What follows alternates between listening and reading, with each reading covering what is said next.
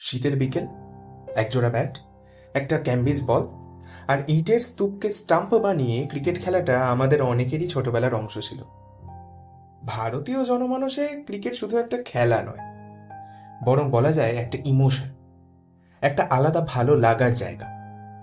ধ্রুপদী টেস্ট হোক কি আধুনিক মারকাটারি টি-20, ব্যাটারের কভার ড্রাইভ বা বোলারের ইনসুইং, সবেতেই মত্ত থাকি আমরা। তাই ভাবলাম এবার এই ক্রিকেট নিয়েই চর্চা হোক কিছু। ব্যাস, নেমে পড়লাম আজকের অভিযানে। Hello friends, welcome back to my channel হিস্ট্রিপিডিয়া।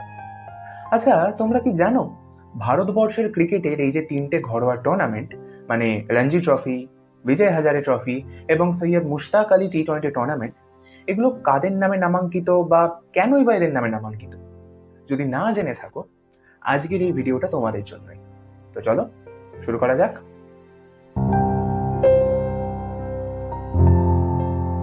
1872 সালের 10ই সেপ্টেম্বর গুজরাটের জাদেজা রাজপুত পরিবারে জন্মগ্রহণ করেন রঞ্জিত সিংজি বিভাজি জাদেজা। গুজরাটের নবনগর তথা বর্তমানে জামনগরের রাজ পরিবারের একটি শাখায় তার জন্ম। তার বাবা ছিলেন বিভাজি জাদেজা। সরাসরি রাজ পরিবারের উত্তরাধিকারী না হওয়া সত্ত্বেও রাজ পরিবারের সাথে ঘনিষ্ঠতার কারণে রঞ্জির ছোটবেলায় দরবারি সংস্কৃতি, ব্রিটিশ আদব কায়দা ও সম্ভ্রান্ত রুচির ছাপ ছিল। ভারতে থাকাকালীন তার প্রাথমিক শিক্ষাও ছিল পাশ্চাত্য ঐতিহ্যের অনুসারী, যে কারণে সমকালীন অন্যান্য রাজ পরিবারের সন্তানদের মতো রঞ্জিও সুযোগ পান রাজকুমার কলেজে পড়াশোনা করার। উল্লেখ্য, এই রাজকুমার কলেজ ভারতীয় দেশীয় রাজা ও অভিজাতদের সন্তান বা উত্তরাধিকারীদের পাশ্চাত্য শিক্ষায় শিক্ষিত করে তোলার জন্য এক গুরুত্বপূর্ণ প্রতিষ্ঠান ছিল। এই কলেজের হাত ধরেই রঞ্জির জীবনে এলো ক্রিকেট। প্রসঙ্গত উল্লেখ্য, 19 শতকে ক্রিকেট ব্রিটিশদের কাছে শুধুমাত্র একটি খেলা নয়, বরং এক সাংস্কৃতিক প্রতীক ছিল। কাজেই এহেন খেলায় পারদর্শী হয়ে ওঠা বহু ভারতীয় অভিজাত ও রাজ পরিবারের সন্তানদের কাছে কিছুটা স্টেটাস সিম্বল হিসেবে কাজ করত। তবে প্রাথমিকভাবে রঞ্জির জীবনে ক্রিকেট ধ্যান জ্ঞান ছিল না, বরং সময়ের সঙ্গে সঙ্গে তা তাঁর আগ্রহ বাড়িয়ে তোলে। 1888 সালে রঞ্জি কেমব্রিজ বিশ্ববিদ্যালয় ট্রিনিটি কলেজে ভর্তি হন। এই কেমব্রিজ ছিল সেই সময় ইংল্যান্ডের ক্রিকেটের অন্যতম কেন্দ্রবিন্দু, আর এই কেমব্রিজ বিশ্ববিদ্যালয় থেকেই রঞ্জির ক্রিকেট জীবনের সূত্রপাত হয়। তবে শুরুটা কখনোই মসৃণ ছিল না। ভারতীয় হওয়ার কারণে সাংস্কৃতিক বৈষম্য ও বর্ণ বৈষম্যের শিকার হন রঞ্জি। এমনকি এর জন্য তাকে ইউনিভার্সিটির ক্রিকেট দলে নেওয়া নিয়েও টালবাহানা চলতে থাকে। পাশাপাশি ক্রিকেটের প্রথাগত শিক্ষা না থাকায় তার মতো অ্যামেচার ক্রিকেটারকে ইউনিভার্সিটি দলে নেওয়ার বিষয়ে জটিলতা দেখা দেয়। কিন্তু রঞ্জির ধৈর্য, পরিশ্রম এবং অধ্যাবসায় তাকে ক্রিকেটের মূল স্রোতে নিয়ে আসে। 1890-এর দশকের শুরুতে রঞ্জির ক্রিকেট দক্ষতা সবার দৃষ্টি আকর্ষণ করে। খেলায় বৈচিত্র্য আনার জন্য নিজের ব্যাটিং টেকনিক উন্নত এবং বেশ কিছু নতুন শট উদ্ভাবন করেন রঞ্জি, যার মধ্যে বিখ্যাত ছিল তার লেগ গ্লান্স। অচিরেই নিজের টাইমিং, রিস্ট ওয়ার্ক আর শট প্লেসমেন্টের মতো দক্ষতার উপর ভিত্তি করে ক্রিকেট ভক্তদের মধ্যে জনপ্রিয় হয়ে ওঠেন রঞ্জি। ইউনিভার্সিটি ক্রিকেটে ভালো পারফরমেন্সের সুবাদে কাউন্টি ক্রিকেট খেলার সুযোগ চলে আসে রঞ্জির সামনে। সাসেক্স ক্লাবের হয়ে খেলতে নেমে তার চোখ ধাঁধানো পারফরমেন্স দ্রুতই তার অনুরাগীর সংখ্যা বাড়িয়ে তোলে। বিশেষ করে তার লেগ গ্লান্স শটটিকে অনেক সমকালীন ক্রিকেট বিশ্লেষক শৈল্পিক আখ্যা দেন। 1895 সালের সিজন ছিল রঞ্জির জীবনের প্রথম পূর্ণাঙ্গ কাউন্টি সিজন। প্রথম ম্যাচেই বিখ্যাত এমসিসি দলের বিরুদ্ধে প্রথম ইনিংসে 77 নট আউট এবং দ্বিতীয় ইনিংসে 150 রানের ইনিংস খেলেন রঞ্জি। গোটা 1895-এর সিজনে রঞ্জি প্রায় 50-এর গড়ে 1766 রান করেন, যা তাকে সেই সিজনের সর্বোচ্চ রান সংগ্রাহকের তালিকায় নিয়ে আসে। এহেন অসাধারণ সিজনের পরেই নানা দিক থেকে দাবি ওঠে তাকে ইংল্যান্ডের জাতীয় দলে সুযোগ দেওয়ার, কিন্তু বর্ণ বৈষম্যের প্রকোপ এই বিষয়টিকেও জটিলতার মধ্যে নিয়ে আসে। একজন ভারতীয় বংশোদ্ভূত খেলোয়াড় কিভাবে ইংল্যান্ডের জাতীয় দলে সুযোগ পাবে, এই বিষয়টি নিয়ে ইংল্যান্ডের রক্ষণশীল অংশ সোচ্চার হয়ে ওঠে। তবে রঞ্জি এই সমস্ত বাধা বিপত্তিকে লেগ গ্লান্স খেলে বাউন্ডারির বাইরে পাঠিয়ে দেন। 1896 খ্রিস্টাব্দে তিনি ইংল্যান্ডের হয়ে অভিষেক করেন অস্ট্রেলিয়ার বিপক্ষে ম্যানচেস্টারের মাঠে। অভিষেক ম্যাচেই 154 রানের দুর্দান্ত ইনিংস খেলেন রঞ্জি। এই ইনিংসটি তাকে কার্যত রাতারাতি স্টার ক্রিকেটার বানিয়ে দেয়। রঞ্জি যখন ইংল্যান্ডে নিজের ব্যাটিংয়ের কেরামতি দেখাচ্ছেন, তখন ভাগ্যদেবতা জামনগরের ভাগ্য নির্ধারণ করছিলেন। আভ্যন্তরীণ সংকট ও যোগ্য উত্তরাধিকারের অনুপস্থিতি জামনগরের রাজ সিংহাসনের পদে রঞ্জির দাবি বাড়িয়ে তোলে। পরিস্থিতি এমন অপ্রত্যাশিত মোড় রঞ্জিকে তার নিজের রাজ্যের দিকে টেনে নিয়ে আসে। অবশেষে 1907 সালে রঞ্জি জামনগরের সিংহাসনে বসেন। এরপর কার্যত তার ক্রিকেট জীবনে ইতি পড়ে যায়। জামনগরের রাজা হিসেবে নিজের রাজ্যে নানা ধরনের উন্নয়নমূলক কাজের পাশাপাশি ক্রীড়াক্ষেত্রেও অন্যতম পৃষ্ঠপোষক হিসেবে গুরুত্বপূর্ণ ভূমিকা পালন করেন রঞ্জি। আর যদি ক্রিকেট ক্যারিয়ারের কথা বলি, ইংল্যান্ডের জাতীয় দলের হয়ে 15টি টেস্ট ম্যাচে 989 রান, প্রায় 45-এর গড়, 2টি সেঞ্চুরি, 6টি হাফ সেঞ্চুরি, প্রথম শ্রেণীর ক্রিকেটে 307 ম্যাচে 14,000-এর ওপর রান, 56-র গড়, 72টি সেঞ্চুরি এবং 109টি হাফ সেঞ্চুরি। আক্ষরিক অর্থেই তিনি ছিলেন ভারতীয় ক্রিকেটের প্রথম কিংবদন্তি। 2রা এপ্রিল 1933 সালে তার মৃত্যু হয় এবং 1934 সালে তার প্রতি সম্মান জানিয়ে ভারতীয় ক্রিকেটের তদানীন্তন কর্তারা রঞ্জি ট্রফি টুর্নামেন্টের সূচনা করেন। রঞ্জির কেরিয়ার যখন অস্তমিত, যখন তিনি ক্রিকেট ছেড়ে মন দিয়েছেন তার রাজ্যের কাজে, সেই সময় 1915 সালে মহারাষ্ট্রের সাংলিতে জন্মগ্রহণ করেন বিজয় স্যামুয়েল হাজারে। নিম্ন মধ্যবিত্ত খ্রিস্টান পরিবারে জন্ম নেওয়া বিজয়ের বাবা ছিলেন একজন শিক্ষক। কার্যত যে পারিবারিক পটভূমি থেকে বিজয় উঠে এসেছিলেন, সেখান থেকে রঞ্জির মতো কোনো সুযোগ সুবিধা তিনি পাননি। কোনো এলিট ক্লাব বা প্রথাগত ট্রেনিং তিনি অল্প বয়সে পাননি। সর্বোপরি বলা যায়, ওই সময়ের ভারতীয় ক্রিকেট কাঠামো কখনোই খুব একটা শক্তিশালী তথা বিস্তৃত ছিল না। বিজয় খেলা শেখেন খেলতে খেলতেই। ক্রিকেটের প্রতি আগ্রহের দরুন তিনি বিভিন্ন স্থানীয় ম্যাচগুলিতে অংশগ্রহণ করতেন। এই স্থানীয় ম্যাচগুলি থেকেই তার পরিচিতি বৃদ্ধি পায় এবং বিভিন্ন ক্লাব ও আঞ্চলিক ক্রীড়া সংস্থার আমন্ত্রণে বেশ কিছু জেলা ও রাজ্য স্তরের ম্যাচে তিনি খেলার সুযোগ পান। তার পারফরমেন্সে নির্বাচকরা দ্রুতই মুগ্ধ হন এবং রঞ্জি ট্রফির প্রথম সিজনে 1934-35 সালে মহারাষ্ট্রের হয়ে রঞ্জি ট্রফি খেলার সুযোগ চলে আসে তার সামনে। বলাই বাহুল্য, শুনতে যতটা সহজ মনে হচ্ছে, আসল গল্প ততটাও সহজ ছিল না।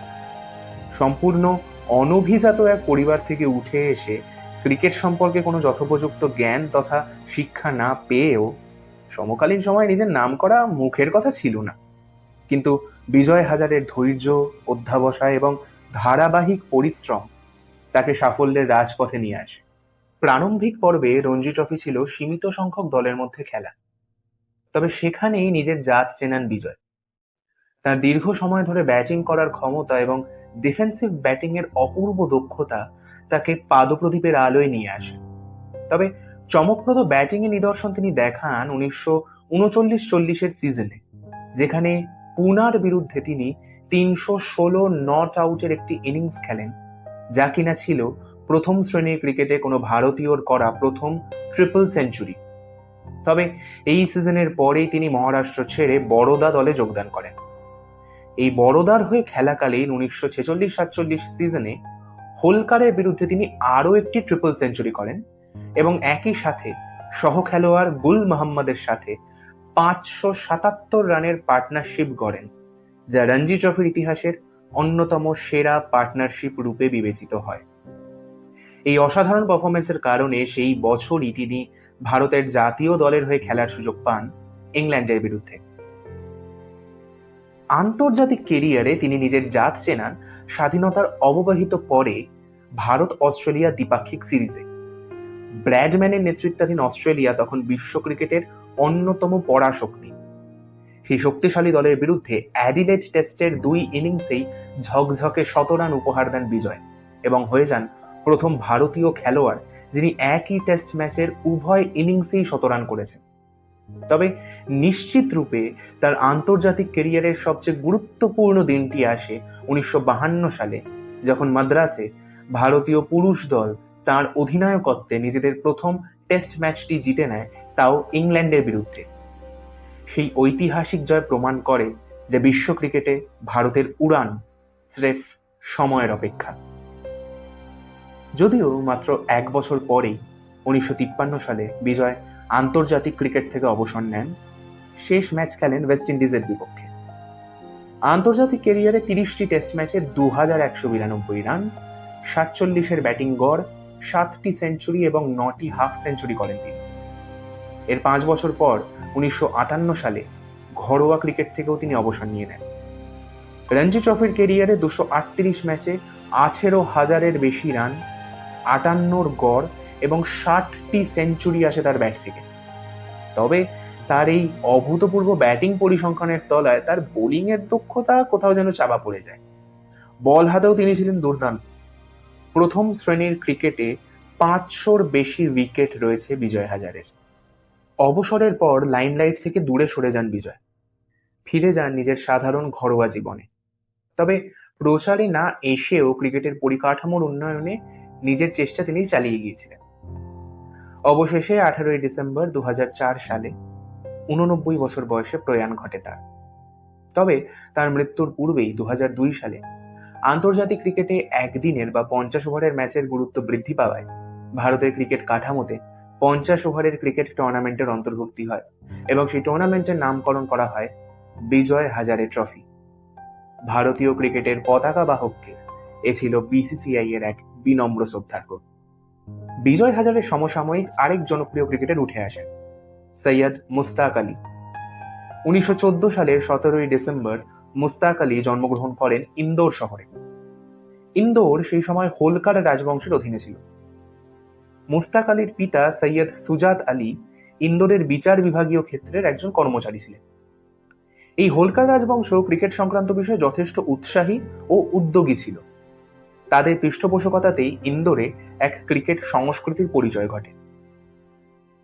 সামাজিক অবস্থানের ভিত্তিতে মুশতাক আলীকে রঞ্জি আর বিজয় হাজারের মধ্যবর্তী স্তরে রাখা যায়, যেখানে সরাসরি রাজবংশের সম্পর্কও ছিল না, আবার নিম্ন মধ্যবিত্ত পরিবারের স্ট্রাগলও ছিল না। তবে তার মানে এই নয় যে খুব সহজেই মুশতাক আলী পাদপ্রদীপের আলোয় এসেছিলেন। তবে রাজশক্তির পৃষ্ঠপোষকতায় তৈরি হওয়া ক্রিকেটীয় সংস্কৃতি তাকে বাড়তি সুবিধা দিয়েছিল। এই ক্রিকেটীয় পরিমণ্ডলের ফলে ছোট থেকেই মুশতাক আলী ক্রিকেটকে গুরুত্ব দেওয়া শুরু করেন। তরুণ বয়স থেকেই তিনি সবার নজরে পড়তে শুরু করেন। তার ব্যাটিংয়ের অন্যতম বৈশিষ্ট্য ছিল আক্রমণাত্মক ভঙ্গি। সমকালীন ব্যাটসম্যানরা যখন উইকেট বাঁচিয়ে রক্ষণাত্মক ভঙ্গিতে লম্বা ইনিংস খেলার চেষ্টা করতেন, মুশতাক আলী সেই ধারণা ভেঙে দিয়ে বোলারদের কার্যত তুলোধনা করতেন। তার এই আগ্রাসী ব্যাটিং তাকে ক্রিকেট বিশেষজ্ঞ দর্শকদের মধ্যে জনপ্রিয় করে তোলে এবং খুব দ্রুত তিনি সুযোগ পান হোলকার রাজ্য দলের হয়ে খেলার 1941 সালে। যদিও 1934-35 সিজনে ডেবিউ করেন মুশতাক আলী। এক্ষেত্রে একজনের অবদান অনস্বীকার্য, কর্নেল CK নাইডু, যিনি কিশোর মুশতাক আলীকে স্পট করেছিলেন। প্রসঙ্গত, CK নাইডু ছিলেন ভারতীয় জাতীয় ক্রিকেট দলের প্রথম অধিনায়ক এবং ভারতবর্ষের ডোমেস্টিক ক্রিকেটে কর্নেল CK নাইডুর নামেও একটি টুর্নামেন্ট প্রচলিত আছে। প্রথম শ্রেণীর ক্রিকেটে দুর্দান্ত পারফরমেন্স করেন মুশতাক আলী। 226 ম্যাচে 13,213 রান, 35-এর ব্যাটিং গড়, পাশাপাশি বল হাতে 29-এর গড়ে 162 উইকেট। কার্যত অলরাউন্ডার হয়ে ওঠেন তিনি। ইডেন গার্ডেন্সে তার আন্তর্জাতিক ক্যারিয়ার শুরু হয় 1934 সালে ইংল্যান্ডের বিরুদ্ধে। দেশের জার্সিতে 11টি টেস্ট ম্যাচে 32-এর গড়ে 612 রান, পাশাপাশি বল হাতে 3 উইকেট পান মুশতাক আলী। এর মধ্যে রয়েছে 2টি সেঞ্চুরি, যার মধ্যে একটি ইংল্যান্ডের বিরুদ্ধে ইংল্যান্ডেরই মাঠে। প্রথম শ্রেণীর ম্যাচেও তার ঝুলিতে রয়েছে 30টি সেঞ্চুরি। মুশতাক আলী তার শেষ টেস্ট ম্যাচ খেলেন মাদ্রাজে ইংল্যান্ডেরই বিরুদ্ধে 1952 সালে। অবসরের পরও ক্রিকেটের সাথে জড়িত ছিলেন মুশতাক আলী মেন্টর হিসেবে। 1964 সালে ভারত সরকার তাকে পদ্মশ্রী পুরস্কারে ভূষিত করে। 1967 সালে তার আত্মজীবনী ক্রিকেট ডিলাইটফুল প্রকাশিত হয়। 18 জুন 2005 সালে তার জীবনাবসান ঘটে। ভারতের এই অন্যতম আক্রমণাত্মক ক্রিকেটারের এই ক্রিকেটীয় ভঙ্গি এবং ভারতীয় ক্রিকেটে তার অবদানের জন্য বিসিসিআই 2006-07 সালে ভারতের ঘরোয়া ক্রিকেটে টি-20 টুর্নামেন্টের সূচনা করে মুস্তাক আলীর নামে। প্রথম সৈয়দ মুস্তাক আলী টুর্নামেন্টে জয়ী হয় তামিলনাড়ু, যার অধিনায়ক ছিলেন দীনেশ কার্তিক। ভারতীয় ক্রিকেট তার দীর্ঘ পথচলায় এমন বহু কিংবদন্তির উপস্থিতি লাভ করেছে, যারা এই খেলাটিকে নতুনভাবে দেখতে শিখিয়েছেন, বুঝতে শিখিয়েছেন, ভালোবাসতে শিখিয়েছেন। তাদের সময় ছিল না কোনো লাইমলাইট, অর্থের বাড়াবাড়ি বা জনপ্রিয়তার তুমুল উচ্ছ্বাস। ছিল শুধু খেলার প্রতি অমোঘ ভালোবাসা, অসীম দক্ষতা আর নিরলস পরিশ্রম। তাই তারা ভারতীয় ক্রিকেটের এক একটি স্তম্ভ হয়ে উঠেছে। আরো অনেক মানুষ আছেন রঞ্জি, বিজয় হাজারে বা সৈয়দ মুশতাক আলীর মতো, তবে তাদের গল্প পরে একদিন হবে। Hope you guys like the ভিডিওটা ভালো লেগে থাকলে প্লিজ লাইক আর শেয়ার করো, কমেন্ট করে জানিও আর কোন কোন বিষয় নিয়ে ভিডিও তোমরা দেখতে চাও। কাজ ভালো লাগলে সাবস্ক্রাইব করো। দেখা হচ্ছে পরের কোনো ভিডিওতে খুব তাড়াতাড়ি। টাটা।